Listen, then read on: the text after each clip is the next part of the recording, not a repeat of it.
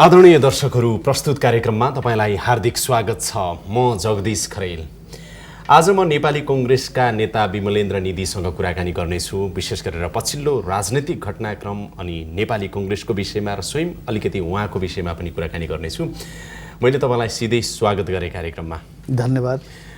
तपाई कतिको सिधा बोल्नुहुन्छ, कतिको घुमाएर बोल्नुहुन्छ पहिला भन्नुहोस् त। यो तपाईले बताउनु, म आफूले मन लागेको कुरा मन लागे जति बोल्छु। सायद जनताले मूल्याङ्कन गर्नुहुन्छ। आज तपाईले कतिको सिधा कुरा गर्नुहुन्छ जनताको अगाडि इमानदारीपूर्वक भन्ने कुरा चाहिँ यो अहिले यो चाहिँ म सिधै प्रश्नमा जान चाहे। सरकार परिवर्तनको केसमा कांग्रेसको अपरिपक्व सोच नै हो, अपरिपक्व स्ट्र्याटेजी नै हो। म यसलाई अपरिपक्व भन्दिनँ, किनभने तपाईले भनेको, तपाईले संकेत गर्नु के हो भनेदेखि नेपाली कांग्रेस अहिले प्रतिपक्षमा रहेको छ। प्रतिपक्षमा रहँदाखेरि पनि संसदमा सबभन्दा ठुलो पार्टी 207 सदस्य, 601 मा अहिले 594 को संख्या रहेछ टोटल पार्लियामेन्टमा। त्यसमध्ये 207 सदस्य संख्या भएको नेपाली कांग्रेस सबभन्दा ठुलो पार्टी हो। तर हामी प्रतिपक्षमा छौँ। प्रतिपक्षको राजनीति गर्दा सरकारको नीति कार्यक्रमहरूको समीक्षा गर्ने, आलोचना गर्ने, जनतामा उजागर गर्ने, सरकारले यदि कुनै गलत काम गरेको छ भने त्यसलाई रोक्न कोसिस गर्ने, त्यो एउटा काम हो भने यो सरकार निर्माणको बारेमा पनि सम्भावनाहरू खोजी गर्नु हो। 207 ले मात्रै सरकार त बन्दैन। नेपाली कांग्रेसको महाधिवेशनबाट शेरबहादुर देउवा सभापति निर्वाचित भइसकेपछि, संसदीय दलको नेता निर्वाचित भइसकेपछि सबैको आशा के छ भने यो सरकारको पर्फर्मेन्स र यो सरकार परिवर्तन हुनुपर्दछ र नेपाली कांग्रेसले अगुवाई गर्नुपर्दछ। शेरबहादुर देउवाले अगुवाई गर्ने सम्भावनातिर लाग्नुपर्छ भने संसदहरूको र एउटा आम आशा भन्दा नि अनुमान चाहिँ थियो। आशाको कुरा त छोडौँ, यो देशमा अस्थिर सरकारको चाहना जनताको हुँदैन सर। अस्थिर सरकारको चाहनाको कुरा होइन यो।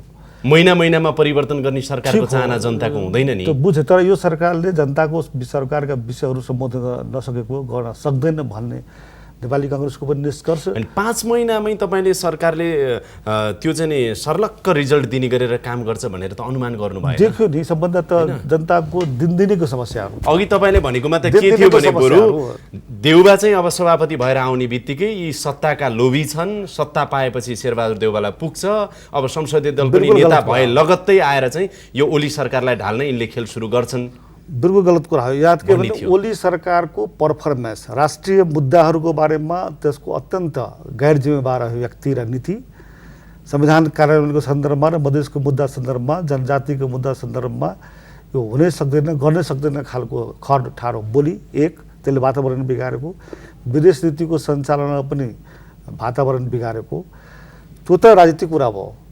सँगसँगै तपाईँको जनताको दैनिक जीवनसँग सम्बन्धित, चुल्हासँग सम्बन्धित, चुलो बाल्ने, ग्यास, बत्ती, तेल, मट्टीतेल, नाकाबन्दीको बहाना थियो पहिले, नाकाबन्दी खुलिसक्यो, त्यो भइसक्यो।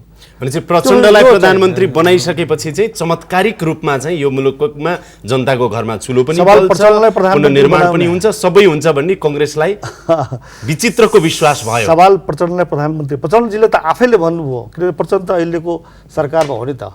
अब आजको मितिसम्म हेर्नुहुन्छ भनेदेखि त वामदेव गौतमको अभिव्यक्ति हेर्नुहोस्, प्रचण्डजीको अभिव्यक्ति हेर्नुहोस्, विजय कुमारको अभिव्यक्ति हेर्नुहोस्, माओवादीको अरू नेता र एमालेको अरू नेताको अभिव्यक्तिहरू सबैले भन्नुहुन्छ यो सरकार बजेटपछि तपाईँको परिवर्तन हुन्छ भनेर। त्यस कारणले सरकार परिवर्तनको कुरालाई राजनीतिक स्थिरतासँग सबभन्दा अहिले के भनेदेखि तपाईँ पनि एउटा चाहिँ नि प्लानरै हुनुहुन्छ नेपाली कांग्रेसभित्रको। अहिले नेपाली कांग्रेसभित्रको गुटभित्रको शक्तिशाली व्यक्ति अन्तर्गत विमलेन्द्र निधि पनि पर्नुहुन्छ।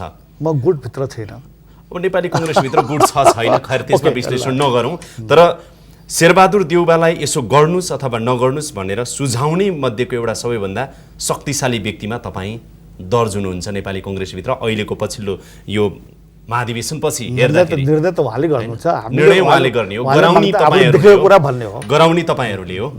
खैर, तर के भयो घटनाक्रम नजाउँ, आइसकेको छ धेरै कुरा। तर यसमा सबैभन्दा यो सरकार, ओली सरकार टिकिराख्नु अथवा चाहिँ कांग्रेसले प्रस्ताव गरेको प्रचण्डको नेतृत्वमा सरकार हुन, म यही भन्न चाहन्छु, तपाईँ बिचमा हास्य गर्नुहोस् ल। कांग्रेसले प्रस्ताव गरेको होइन, कांग्रेसले त आफ्नो लागि प्रस्ताव गरेको हो। त्यो राम्रो नराम्रो जे छुट्टै बहस गरौँला। प्रचण्डलाई प्रधानमन्त्री बनाउँछु भनेर तपाईहरूले भने प्रचण्डजीले मलाई पनि र शेरबहादुरजीलाई तपाईलाई अहिले प्रधानमन्त्री बनाउन सक्ने अवस्थामा म सहयोग गर्न सक्दिनँ, मलाई प्रधानमन्त्री बनाउनुहोस्, मलाई सहयोग गर्नुहोस्, म तपाईँको यो सरकारको जुन समीकरण हो त्यसबाट बाहिर निस्कन चाहन्छु भनेर उहाँको प्रस्ताव हो। त्यो आफ्नो बारेमा प्रचण्डले प्रस्ताव गरेको र काङ्ग्रेससँग त्यही कुरा त प्रचण्डले मान्नुहुन्न नि। फेरि मैले नै म प्रधानमन्त्री हुन्छु भनेको भनेर त उहाँ मान्नुहुन्न। अब तपाईँहरू बीच जे कुरा भएको थियो त्यो मान्नुभएको छैन, उहाँले इन्कार गर्नुभएको छैन। तर अहिले उहाँले सुन्नुहोस्, प्रचण्डजीको पार्टी एकीकृत माओवादी पार्टीको विज्ञप्ति निस्केको हो कि होइन बुधबारको दिन? प्रमाण त त्यही हो नि त। बुधबारको दिनमा उहाँको जुन दिन उहाँ गोर्खा जानुभएको थियो, काङ्ग्रेसको प्रस्तावमा काङ्ग्रेसको पनि प्रस्ताव होइन, काङ्ग्रेसको पनि राम्ररी समर्थन शब्दहरू हुन्छ अखबारले भन्ने कुराहरू निकालिदियो। काङ्ग्रेसको सहयोगमा अथवा काङ्ग्रेस समर्थनमा प्रस्ताव कसको त? उहाँको आफ्नै हो नि त। त्यसकारण यो होइन प्रस्ताव यस्तो होइन, त्यसमा त धेरै नै प्रस्तावक त आफू बन्नलाई अर्कोले प्रस्ताव गरिदिनु पर्छ। ओलीलाई प्रस्ताव, ओलीको प्रस्तावक प्रचण्ड हुनुहुन्थ्यो, प्रचण्डको प्रस्तावक जगदीशजी सुन्नुहोस्, जगदीशजी म यसमा इन्भल्भ छु, राम्ररी कुरा भन्न चाहन्छु। नेपाली काङ्ग्रेसले प्रस्ताव गरेको त आफै लागि हो, त्यसको रिस्पोन्समा, त्यसको जवाबमा प्रचण्डजीले भन्नु प्रस्ताव गर्नु मेरो मलाई समर्थन गर भएर। अब एउटा विपक्षी दलको के अरे नेतालाई सत्तारूढ दलको एउटा महत्त्वपूर्ण घटक 82 सङ्ख्या राख्ने, सदस्य राख्ने, त्यो 82 सङ्ख्या फिर्ता हुन पश्चात सरकार त ढलिहाल्छ। ढल्ने शब्द प्रयोग गर्नु हुँदैन भन्ने छ, तर के गर्ने अब, सरकार परिवर्तन भइहाल्छ। त्यस कारणले तमासा हेरौँ न भन्ने लाग्यो। होइन, त्यसो तमासा हेर्ने कुरा होइन। संसारमा लोकतान्त्रिक प्रणालीमा, संसदीय प्रणालीमा प्रतिपक्षको घरमा आएर अथवा प्रतिपक्षको पार्टीमा आएर, नेता कहाँ आएर सत्तारूढ दलका नेताले म यो कोलिसनबाट हट्न चाहन्छु, मलाई समर्थन चाहियो भनेर भन्दा प्रतिपक्षको परिपक्वता के हुन्छ, दूरदर्शिता के हुन्छ, बुद्धिमत्ता के हुन्छ? ए होइन न उतै रहनुहोस् भनेर हुन्छ? त्यति बेला के हुन्छ म भनौँ है, प्रतिपक्षको चाहिँ नि बुद्धिमत्ता के हुन्छ भने यतिखेर तपाईँ सरकारबाट हट्ने होइन, बरु राष्ट्रिय सहमतिको सरकार बनाऊ, त्यतातिर लागू। बिल्कुल गलत हो। एमालेलाई पनि लिउँ, अनि त्यसरी पनि तपाईँ एउटा जगदीश कुरा भन्छु म। अहिले राष्ट्रिय सहमतिको सरकार कि राष्ट्रिय सहमतिको राजनीति, यो दुईटा कुरालाई तपाईँ यस्तो सिरियस मान्छेले बहसमा राम्ररी क्लियर कट परिभाषा हुने गरी बताइदिनुपर्छ। राष्ट्रिय सहमतिको सरकारको जरुरत छैन, छैन, छैन। ल त्यसो भए तपाईँको पार्टीको सभापति पर्खिनुहोस्, छैन, ठीक छ माने। पार्टीको सभापति विभिन्न ठाउँमा भाषण गर्दा किन राष्ट्रिय सहमतिको सरकार भन्नुभएको छैन? मलाई प्रमाण दिनुहोस्। राष्ट्रिय सहमति चाहिन्छ भन्नुभएको छ। यो त कम्युनिस्टहरू तपाईँको शासन प्रणालीमा के हुन्छ भने प्रतिपक्ष विहीन तपाईँको सरकार हुन्छ। यो त कम्युनिस्टहरूको सिद्धान्त हो, तपाईँ त्यसमा बकिराख्नु भएको छ। म धेरै लेखक, धेरै कोलम्बिनिस्टहरू, धेरै राजनीतिक शास्त्रीहरूलाई म चुनौतीका साथ भन्न चाहन्छु, तपाईँहरू चाहिँ भ्रममा बकिरहनु भएको छ। यो कम्युनिस्टहरू के हुन्छ दुनियाँमा प्रतिपक्षविहीन तपाईँको संसद या जनप्रतिनिधि संस्था निर्माण गरेर सञ्चालन गर्न चाहन्छ। कम्युनिस्टहरू प्रतिपक्षको राजनीति मन पराउँदैन। त्यस कारणले यो राष्ट्रिय सहमतिको सरकार भन्नु र राष्ट्रिय सहमति भन्नु दुईटा अलग अलग विषय हो। कस्तो प्रतिपक्षको भूमिका तपाईँले राष्ट्रिय मुद्दामा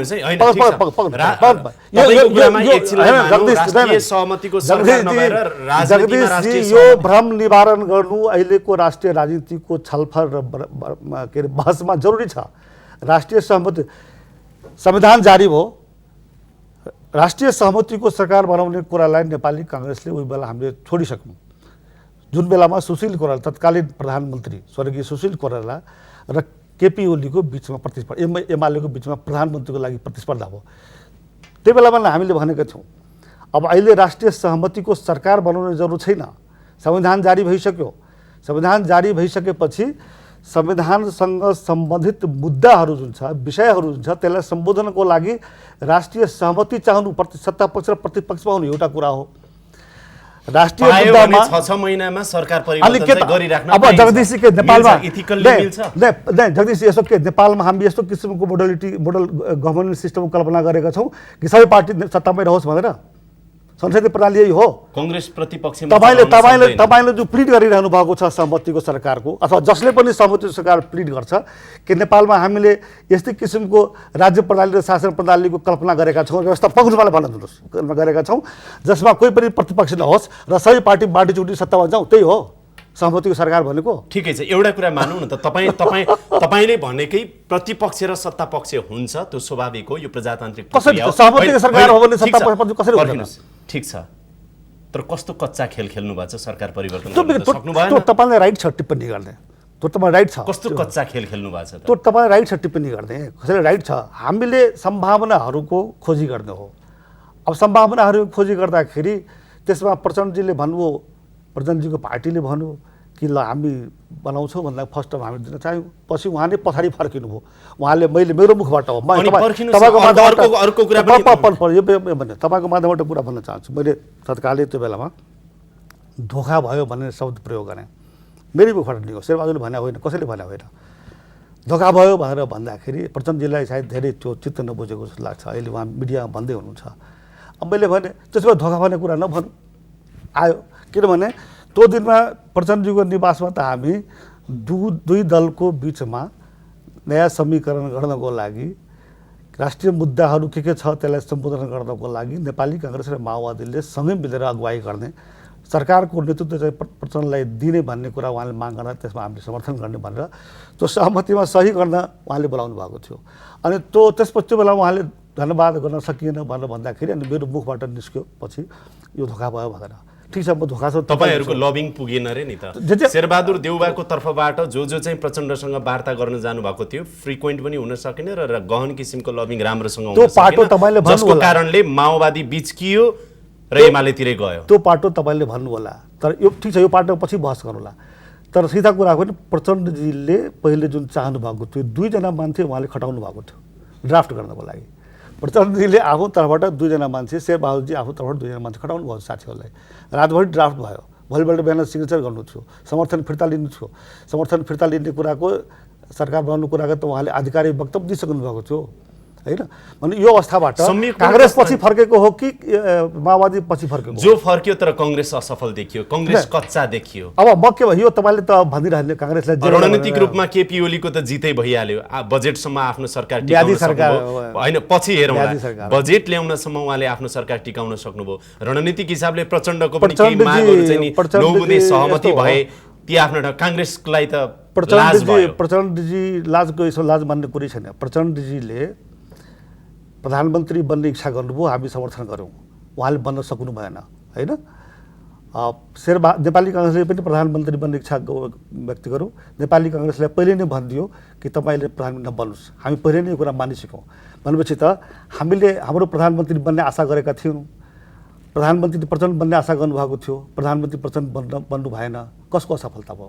हाम्रो असफलता कि समयले देखाउला। अझै समयले अहिले देख्दाखेरि त फेरि संयोग पनि कस्तो गजबको संयोग भयो कि भने भारतबाट फर्किने बित्तिकै शेरबहादुर देउवाको नेतृत्वमा रहेको नेपाली काङ्ग्रेसले यो छलफल गर्नेहरूको भारतको भूत सवार छ हरेक ठाउँमा। के हो सवार छ। त्यही त भारत जानुभन्दा अगाडिसम्म शेरबहादुर देउवाले सरकार अहिले तत्काल हामीले हटाउने हाम्रो सोच छैन, परिवर्तनको सोच छैन, हामी प्रतिपक्षमा बस्छौँ भनेर सभापति भएको र चाहिँ संसदीय दलको नेता भएको भोलिपल्टदेखि भनेको भनै गर्नु भएको। तपाईँको गलत जानकारी छ, तपाईँ त मिडिया पर्सन हुनुहुन्छ। भारतबाट फर्केर आइसकेपछि पनि 2 दिनको संसदीय दलको जुन बैठक भयो, त्यो 2 दिनको संसदीय दलको बैठकमा सबै सांसदहरूले यो सरकारलाई टिकाइराख्नु हुँदैन, आफै अग्रसरता लिनुपर्छ, नेपाली काङ्ग्रेसकै नेतृत्वमा सरकार बनाउने कोसिस गर्नुपर्छ, भएन भनेदेखि माओवादीको नेतृत्वमा पनि सरकार बनाउनुपर्छ भन्ने औपचारिकता निर्वाहको लागि दिँदाखेरि पनि शेरबहादुरले के भन्नु भनेदेखि त्यो तपाईँहरूको भावना कदर गर्छौँ, हामी तपाईँहरू तयार रहनुहोस् प्रतिपक्षको भूमिका निर्वाह गर्न। शेरबहादुर त अन्तिमसम्म त कुरा भारत यस्तो नि त गलत कुरा हो। सुन्नुहोस् न निधि सर, तपाईँको चाहिँ भारतबाट फर्केर आए लगत्तै त्रिभुवन अन्तर्राष्ट्रिय एयरपोर्टमा अहिले भन्नेले के भन्छ भने सुन्नु त, अहिले त्यहीबाट चाहिँ अब काठमाडौँको अजीब किसिमको विश्लेषण र चर्चाहरू छ।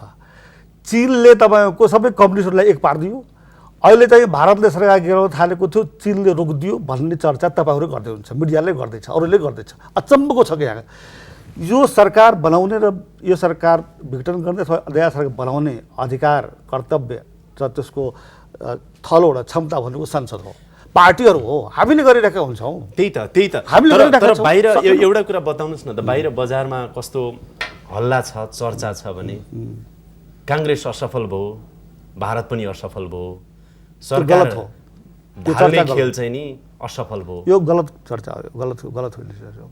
र शेरबहादुर देउवालाई 2052 सालकै घटनाक्रमदेखि हेर्ने हो भने अब माओवादी जन्माउने पनि उहाँलाई नै भन्छन्। खैर त्यो आरोपको अहिले कुरा नगरौँ, उहाँले ठाउँ ठाउँमा खण्डन पनि आफ्नो हिसाबले गरिसक्नु भएको छ। तर अस्थिर सरकारको सूत्रपात गर्ने पनि 9 महिने सरकार गिराएर आफ्नो नेतृत्वमा सरकार बनाउने पनि उहाँ नै हो। त्योदेखिको यहाँसम्म 73 सालसम्मको खेल शेरबहादुर देउवाको नेतृत्वमा हुन्छ। यसमा यो अहिले त्यो बेलामा पुरानो घाउ कोट्याउन चाहन्न। अब हाम्रै पार्टीमा कृष्णप्रसाद भट्टराईले संविधान दिनुभयो बहुदलीय व्यवस्था आइसकेपछि। प्रधानमन्त्री भएको बेलामा उहाँ हार्नुभयो। अब नेपाली काङ्ग्रेस भित्रैमा तपाईँको अन्तर्घात भयो र त्यो बाह्य शक्तिहरूले हरायो भन्ने नि त्यो बेलामा चर्चा थियो। त्यसपछि मिड टर्म पोल भयो। अब कहाँबाट अस्थिरताको इतिहास सुरु भएको छ त्यो कुराहरू हेर्दाखेरि हाम्रो पार्टीमा पनि दोष आउँछ, त्यो आफ्नो ठाउँमा छ। गिरिजा बाबुले चाहिँ कृष्ण अब मैले यो बेला अहिले हटाउनु भयो। जगदीश, यो बेला अहिले ती सब कुराहरूको चर्चा गर्ने बेला छैन। जगदीश, म तपाईँलाई ल्याउँछु। अहिलेको चर्चाको विषय के छ भनेदेखि अहिलेको सामूहिक विषय, बहसको विषय के हुनसक्छ भने, के हुनुपर्छ भने सङ्घीय लोकतान्त्रिक गणतन्त्रात्मक संविधान जारी भएको छ। सङ्घीय लोकतान्त्रिक गणतन्त्रात्मक संविधान जारी हुनु आफैमा एउटा ऐतिहासिक उपलब्धि हो, तर त्यसको सर्वस्वीकार्यता हुन सकेको छैन। मधेसी, जनजाति, दलित, महिलाहरूले यो संविधानलाई स्वीकार गर्न अझै पनि यो संविधानमा संशोधनको जरुरत छ भनेर माग गरिरहेको छ। हामीले यो संविधानको कार्यान्वयन गर्ने कुरालाई प्राथमिकता दिने र त्यस अनुसारको बहसलाई अगाडि बढाउने र जनमत निर्माण गर्ने कि पछाडिको इतिहासहरूलाई कोट्याउने। त्यसै जति म के भन्न चाहन्छु भने होइन, तपाईँकै कुरामा आउँछु अनि थप्छु मात्रै त्यसपछि तपाईँ भन्नु होला।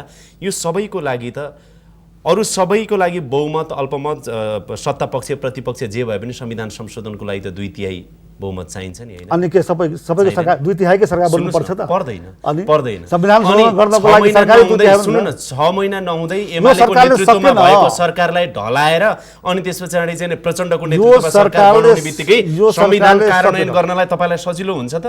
एमालेले मान्छ? मान्नुपर्छ। नेपाली काङ्ग्रेस एक त अघिल्लै पटक भद्र सहमतिको तपाईहरुले धोका दिनुभयो एमालेलाई। गलत कुरा हो। सुशील कोइरालाको पालापछि नेपाली काङ्ग्रेस, माओवादी, मधेसी मोर्चा, एमाले सबै तपाईहरु लगायत सानो सानो दलहरू सब अहिले हेर्नुस्, अहिले एमाले मात्र तपाईको यो सीमाङ्कन सम्बन्धी मुद्दाको सम्बोधन गर्नको लागि, जनजातिले उठाएको मुद्दा सम्बोधन गर्नको लागि एमाले मात्र बाधक देखिएको छ। त्यसैले खास गरेर अहिलेको प्रधानमन्त्री बाधक देखिएको छ। त्यसकारण त्यसपछि के हुन्छ भने नेपाली काङ्ग्रेसको अगुवाईमा हामीले वार्ता गर्दाखेरि मधेसी मोर्चासँग वार्ता गरेका छौँ, हामीले माओवादीसँग वार्ता गरेका छौँ, अरू सानो सानो दलसँग गरेका छौँ। एउटा 3-4वटा दलहरूको ठुलो शक्ति तपाईँको अहिलेको संविधान कार्यान्वयन सम्बन्धमा देखिएका राजनीतिक मुद्दाहरूलाई सम्बोधन गर्न जब तपाईँको एकमत हुन्छ, त्यसपछि एमालेमाथि दबाव बन्छ। तपाईँ अन्दाज गर्नुहोस्, अहिले पनि राष्ट्रिय वातावरणमा अब त कमसेकम सबैको त मधेस मुद्दालाई सम्बोधन गर्नुपर्छ है भनेर सबैको एउटा सहमति बन्न थालेको छ नि त। त्यस कारण यो के हुन्छ भने तत्कालै त हुँदैन, तर त्यो वातावरण सृजना गर्ने, अग्रसरता लिने राजनीतिक दल र सरकार दुईटा सँगै भयो भनेदेखि वातावरण सृजना गर्न सकिन्छ र त्यसपछि एमालेले तपाईँको स्वीकार गर्न बाध्य हुन्छ भन्ने हो। अब सुन्नुहोस्, नेपाली कङ्ग्रेसभित्र सुशील कोइराला सभापति हुँदाखेरि अलिकति प्लानरहरूको रूपमा यसो हेर्दाखेरि कतै न कतै रामचन्द्र पौडेल, कृष्ण सिटौलाहरू अलि बढी हावी भएको देखिन्थ्यो र अब अरू हिसाबमा तपाईँहरू हुनुहुन्थ्यो होला। अब जब शेरबहादुर देउवा चाहिँ नि सभापति बनेर आइसकेपछि यो महाधिवेशनपछि धेरैले त विमलेन्द्र निधिलाई हेरिरहेका छन् नि, आम जनताले, काङ्ग्रेस कार्यकर्ताले, अरू पार्टीका मान्छेहरूले। तपाईँले अब धेरै नेता र साथीहरूको नाम दिनुभयो, म त्यो विषयमा प्रवेश गर्न चाहन्न, छलफल गर्न चाहन्न। नेपाली काङ्ग्रेसको महाधिवेशन भयो। महाधिवेशनभन्दा पहिले पनि हाम्रो केन्द्रीय कार्य समिति सुशील कोइराला जीवित रहेकै अवस्थामा पनि अहिलेको समसामयिक राजनीतिक मुद्दालाई हामीले पहिचान गरेका छौँ र त्यसै कुरालाई नेपाली काङ्ग्रेसको महाधिवेशन सम्पन्न भइसकेपछि, संसदीय दलको निर्वाचन सम्पन्न भइसकेपछि पनि त्यो पहिचान गरिएको मुद्दा भनेको अहिले सबभन्दा प्राथमिक विषय संविधानको कार्यान्वयन हो। संघीयता, गणतन्त्र, समावेशिता, धर्मनिरपेक्षता लगायतका मिश्रित निर्वाचन प्रणाली सबै विषयहरू छन्। त्यो सहितको संविधान पहिलोचोटि आएको छ। यसलाई अब प्रदेशका सीमाङ्कन सम्बन्धी केही यस्ता विषयहरू छन् जो अहिले सबभन्दा सल्टाउनु पर्ने, सम्बोधन गर्नुपर्ने विषय छ, त्यसलाई हामी पहिचान गऱ्यौँ। नेपाली काङ्ग्रेसले के चाहन्छ भनेदेखि कि यो मुद्दालाई सम्बोधन गरौँ। मधेसमा आन्दोलन छ, मधेसवादी दलहरू आन्दोलन गरिरहेका छन्, जनजातिहरू र मधेसी दलका नेताहरू सङ्गठित भएर यो मुद्दालाई अगाडि बढाइरहेका छन् र अहिले आएर हामी सबै रियलाइज गरेका छौँ। हामी नेपाली काङ्ग्रेसभित्र त हामी पहिले पनि रियलाइज गरेका छौँ, त अहिले सबैले रियलाइज गरेको छ जब हामी संहितामा गइरहेको छौँ भनेदेखि सीमाङ्कनको विषयलाई सम्बोधन गर्नुपर्दछ। भने सीमाङ्कनको मुद्दालाई सम्बोधन गर्ने कुरा हाम्रो अहिले सबभन्दा प्रमुख विषय हो। यो के को लागि भनेदेखि एकचोटि फेरि भनिदिनुहोस् न, जस्तो मधेसको समस्या समाधान गर्नको लागि तपाईँले सुझाउने र इनिसिएसन लिने बाटो के हो त? अब छोटोमा भन्दा मधेसी यो भयो भने समस्या समाधान अहिलेको लागि मैले सीमाङ्कनको कुरा मैले भनिहालेँ त। अहिले सीमाङ्कनको भन्नुको मधेसमा पहिले मधेसी दलहरूले एक मधेस एक प्रदेश माग्न थिए, हामीले मानेनौँ। अब त्यसपछि गएर काङ्ग्रेस एमाले पनि बाबुराम भट्टराईजीको संवाद र सहमति समितिमा पनि प्रस्तुत गरेको पहिलेको दस्तावेजमा त मधेसमा 2 प्रदेशको कुरा छँदै थियो। नेपाली काङ्ग्रेसको महासमितिको बैठकले त मधेसमा 3 प्रदेशको सम्मको पनि तपाईँको एउटा प्रस्ताव तयार गरेको थियो। अब अहिले त्यो 2 प्रदेश र 3 प्रदेशको तपाईँको हाराहारीमा हामीले कुनै समाधान खोज्यो भने त्यो चाहिँ उचित हुन्छ जस्तो मलाई लाग्छ। सीमाङ्कन कुरा अब 3टा सीमाङ्कन भयो भने मधेसवादी क्षेत्रीय जुन दलहरू छन् नि, अस्तिसम्म आन्दोलन गरिरहेका र अहिले पनि एक हिसाबले आन्दोलनको सोचमै रहिरहेका दलहरूको माग पनि सम्बोधन हुन्छ। अहिले सम्बोधन हुन्छ। मधेसी मोर्चाले 11 बुँदे माग भनेर तिर्साउनु भएको छ। उहाँले 11 बुँदे मागलाई हेर्दाखेरि 3टा महत्त्वपूर्ण मागहरू देखिन्छ। त्यसमा सबभन्दा तपाईँको बटम लाइन भनेको उहाँहरूको, जो कि मलाई पनि ठिकै लाग्छ, त्यो सीमाङ्कन हो।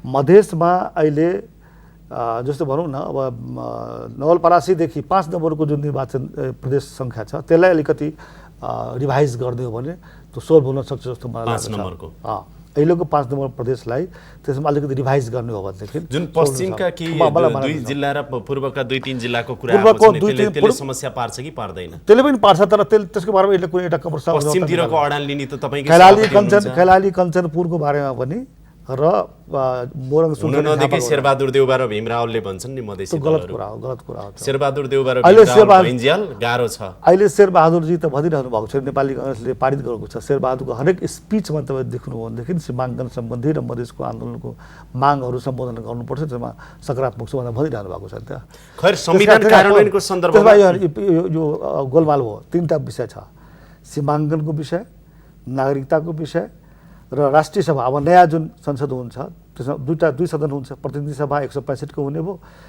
निर्वाचन क्षेत्र, र राष्ट्रिय सभाको छ।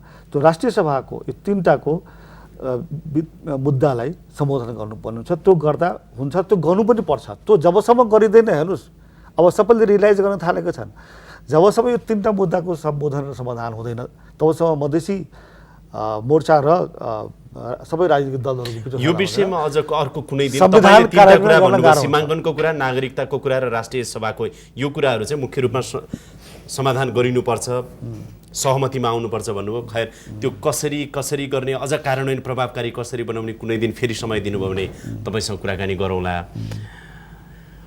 अब तपाईँ उपसभापति हुने हो कि महामन्त्री हुने हो कि कङ्ग्रेसभित्र के छ? त्यो शेरबहादुरजीलाई मेरो चाहना मैले भनिसकेको छु। महामन्त्री त हुँदै हुन्न म, अब उपसभापति मैले भनिहालेँ त। अब यो यहाँ भन्नुभन्दा सभापतिजीलाई भन्ने हो, सभापतिजीले गर्नुहुन्छ होला। जे मसँग मलाई बनाउनु छ भने मलाई उहाँले पक्कै सोध्नु होला। मेरो कुरा मैले उहाँलाई भनिसकेको छु। अब यो मैले के भन्छु के भन्दिनँ भन्दा अहिले म किन भनिराख्नु पर्ने। तर अब कङ्ग्रेसलाई कसरी अगाडि बढाउने भन्ने कुराहरूमा चाहिँ तपाईँको भूमिका, अघि नै मैले जोडेँ, तपाईँले अलिकति घुमाउनु भयो कुरा, तपाईँको भूमिका महत्त्वपूर्ण हुनेछ? होइन, मेरो भूमिका महत्त्वपूर्ण हुनेछ छैन भनेर पार्टीले सोच्ने हो। तर म चाहिँ नेपाली काङ्ग्रेसलाई सशक्त रूपले देशको राजनीतिक प्रणालीमा नेतृत्वदायी पार्टीको रूपमा अगाडि बढाउने कुरामा म हमेसा तयार रहिरहेको छु, हमेसा प्रस्तुत रहिरहेको छु। अहिले देशमा भन्न चाहन्छु, मैले पटक भनेको छु, 5वटा परिवर्तन सहितको यो संविधान बनेको छ। संहिता, गणतन्त्र, समावेशिता, धर्मनिरपेक्षता र मिश्रित निर्वाचन प्रणाली। यो महत्त्वपूर्ण ऐतिहासिक परिवर्तन भएको छ नेपालमा। यो परिवर्तनलाई सर्वस्वीकार गराउनु अहिले सबैको जिम्मेवारी हो, नेतृत्वको र पार्टीको जिम्मेवारी। धर्मनिरपेक्षता पनि धर्मनिरपेक्षता हिन्दू राष्ट्र हुनुपर्छ भन्ने अभियानमा त अब गलत कुरा हो त्यो, कांग्रेस सोच्दैन। कहिले पनि थिएन पहिले। भारत हेर्नुहोस् यो हिन्दू राष्ट्र भएको त नेपालमा त राजतन्त्र आएपछि नेपाली बिपी कोइराला जुन बेलामा प्रधानमन्त्री हुनुहुन्थ्यो त्यो बेलाको संविधानमा हिन्दू राष्ट्र सधैँ थिएन।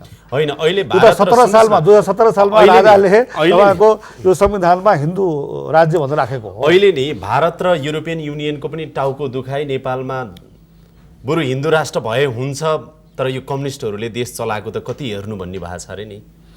यो होइन त्यो फेरि अब तपाईँको बुझाइ होला, यो कम्युनिस्टहरू अब नेपालमा दुईवटा कुरा छ। अब भूकम्प पीडितको सहयोग पनि कम्युनिस्टहरूलाई दिने, जिल्ला जिल्लामा गएर त्यो राहत सहयोग जे दिन्छन् त्यसले एउटा कम्युनिस्ट कार्यकर्ता बनाउने, भोटर बनाउने। स्थानीय चुनाव आउँदैछ, भूकम्प प्रभावितको लागि युरोपियन युनियनका देशहरूले फलानाले दिएको सहयोग जति सबै ओली सरकार प्रचण्डको उसमा भएको सरकारबाट चाहिँ नि तपाईँले नै भनेको यो अघि मैले फेरि फर्क हुन्छ तपाईँको कुरामा। त्यसैले डेमोक्रेटिक एलायन्स हुनु पर्यो नेपालमा, डेमोक्रेटिक फोर्स तपाईँको बलियो हुनु पर्यो। सबैले हामी सबै मिलेर नेपालमा डेमोक्रेटिक फोर्सलाई बलियो पार्नु पर्यो र डेमोक्रेटिक फोर्सको लिडरसिप भनेको नेपाली बाहेक अरू कसैले लिन सक्छ। त्यो विमलेन्द्र निधिले भन्नुहुन्छ अहिले। जनता त्यति मूर्ख छैन, जनता छ, सबै कुरा बुझ्छ जनताले। त्यस कारण मलाई कति लाग्छ भनेदेखि जनतामा पुरा विश्वास छ, जनताले बुझेको छ। अब सरकार परिवर्तनको आवश्यकता जनताले खोजेका थिए, नेपाली कांग्रेसले अगुवाई गरोस्, नेतृत्व गरोस् भन्ने खोजेको थियो, त्यो हुन सकेन। अब त्यो असफलताको छलफल पछि हुँदै जाला, गर्दै गरौँला, केही छैन, स्थिति त्यही हो। तर अहिले मैले अन्त भन्न खोजेको कुरा अझै पनि के भन्छु भने हाम्रो राष्ट्रिय एजेन्डा र राष्ट्रिय जिम्मेवारी अहिलेको सङ्घीय लोकतान्त्रिक गणतन्त्रात्मक संविधान जुन जारी भएको छ त्यसलाई कार्यान्वयनको सन्दर्भमा देखिएका चुनौतीहरू, त्यो चुनौतीहरूलाई पहिचान गरेर पहिचान भइसकेको छ। मैले भने सीमाङ्कन सम्बन्धी विषय, त्यस्तै यो नागरिकता सम्बन्धी विषय, राष्ट्रिय सभाको सिट सङ्ख्या जनसङ्ख्याको आधारमा हुनुपर्छ भन्ने विषय जुन छ हो, ती कुराहरूलाई सम्बोधन गर्ने, सहमतिको आधारमा सम्बोधन गर्ने र त्यसपछि गएर नयाँ संविधानले माग गरेको संरचनाहरूलाई निर्माण गर्दै आगामी निर्वाचनहरू छन्, 3टा निर्वाचन बाँकी छ, केन्द्रीय संसदको निर्वाचन, आम निर्वाचन, त्यस्तै प्रदेशको निर्वाचन, त्यस्तै स्थानीय निर्वाचन, यो सबैलाई सम्पन्न गऱ्यौँ भनेदेखि अनि शान्ति प्रक्रियाको काम र राजनीतिक परिवर्तनको काम चाहिँ पूर्ण हुन्छ। यो कुरालाई अगाडि बढाउनु आज सबैको पहिलो जिम्मेदारी हो। नेपाली कांग्रेसले र सबै पार्टीले यसमा लाग्नुपर्छ। सत्ता पक्ष र प्रतिपक्षले यसमा राष्ट्रिय सहमति गर्नुपर्दछ। सरकारमा जाँदाखेरि बहुमतको सरकार बन्छ कि 2/3 सरकार बन्छ कि राष्ट्रिय सहमतिको सरकार बन्छ कि त्यो अहिले बहसको विषय होइन। हामी पनि तपाईँलाई आग्रह गर्छौँ अन्तिममा यो सरकार अघि त्यो शब्दावली त प्रयोग नगरौँ भनिहाल्नुभयो, तैपनि सरकार ढाल्ने, राख्ने, बनाउने, नबनाउने यी खेलहरूमा कांग्रेसको ध्यान धेरै नजाओस्। छैन प्रजातान्त्रिक अवसर आएको बेला सुन्नुहोस् न, प्रजातान्त्रिक अभ्यास त हुन्छ, तर त्यसको साथमा प्रजातान्त्रिक संस्कार पनि हुन्छ। त्यो संस्कार चाहिँ नेपाली कांग्रेस जस्तो प्रजातान्त्रिक पार्टीले बिर्सनु हुँदैन। बिल्कुल अबको नेतृत्व बिर्सेको छैन। शेरबहादुर देउवाको नेतृत्व झनै चुनौतीपूर्ण हुनेवाला छ र त्यसमा केही हिस्सा अवश्य विमलेन्द्र निधिले पनि लिनुपर्नेछ, जसको पनि अबजसको पनि। यसमा ख्याल गर्नु होला। हैन, पार्टीले जे भोग्छ त्यसको जस अबजस तको मेरो हैसियतसम्म म त्यसको भागीदार त हुन्छु नै। हस्, धेरै धेरै धन्यवाद। आदरणीय दर्शकहरू, यसका साथै अहिलेको लागि यो कार्यक्रम यही बिट मार्ने अनुमति चाहन्छु। कार्यक्रम युनिटका सम्पूर्ण सहकर्मीहरूको साथमा मलाई पनि बिदा दिनुहोस्। नमस्कार।